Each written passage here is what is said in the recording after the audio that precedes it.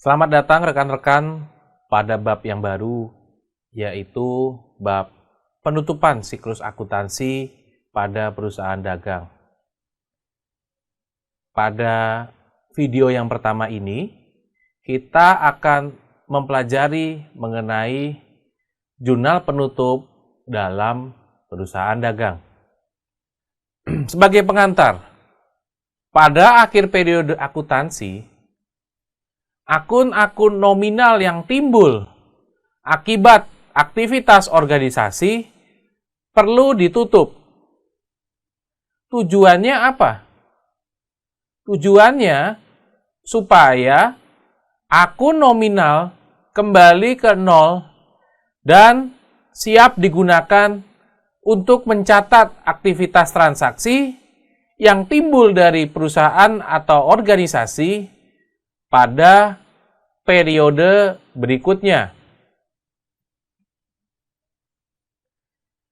Definisi dari jurnal penutup. Jurnal ini adalah jurnal yang dibuat pada akhir periode akuntansi dengan tujuan untuk memindahkan saldo akun nominal atau akun sementara ke dalam akun modal atau laba ditahan bagi perusahaan yang berbentuk perseroan terbatas atau PT. Saldo akun modal setelah penutupan akan menunjukkan jumlah yang sama dengan yang tercantum pada neraca dan laporan perubahan ekuitas.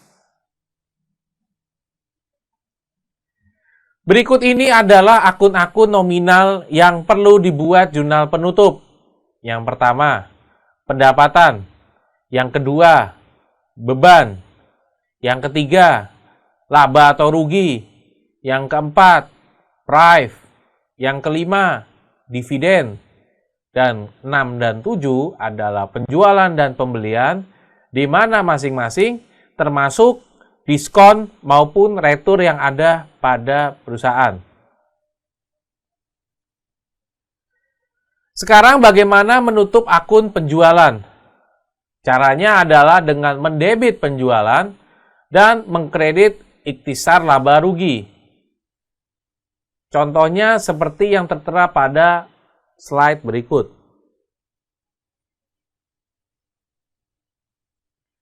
Lalu yang kedua adalah menutup akun retur dan potongan penjualan. Normalnya, retur dan potongan penjualan akan mengurangi penjualan. Karena itu, pada saat penutupan, maka nilainya akan diletakkan pada kredit, yang artinya berlawanan dengan penutupan penjualan. Untuk jurnalnya dapat dilihat pada PPT berikut.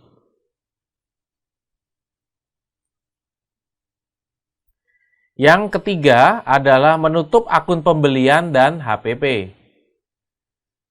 Menutup akun pembelian dan HPP dapat terdiri dari dua metode menyesuaikan dengan pendekatan pelaporan keuangan yang digunakan pada perusahaan. Metodenya ada fisik atau perpetual.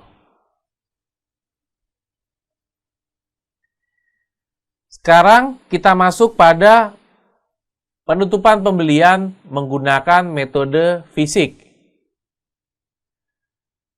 Yang pertama, dengan pendekatan ikhtisar laba rugi, maka jurnalnya sebagai berikut.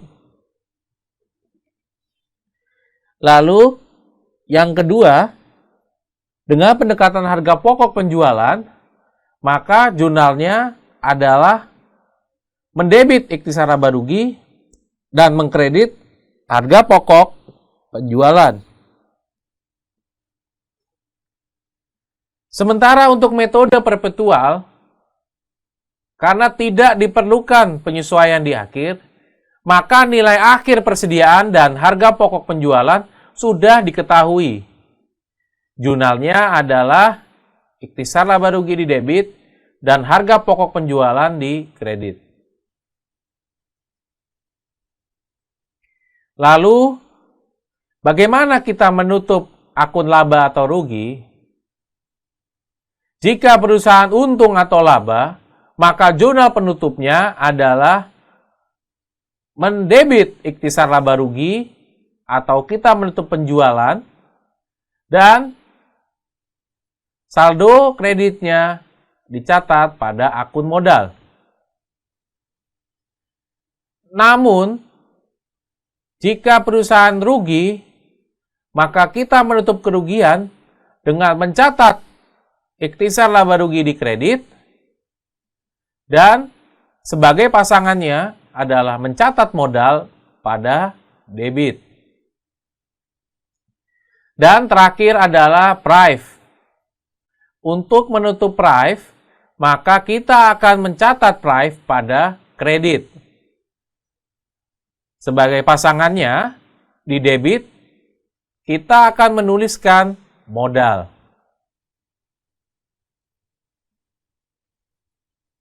Demikian teman-teman semua, akhir dari jurnal penutup pada perusahaan dagang. Terima kasih atas perhatian teman-teman semua, dan kita akan berjumpa pada video berikutnya.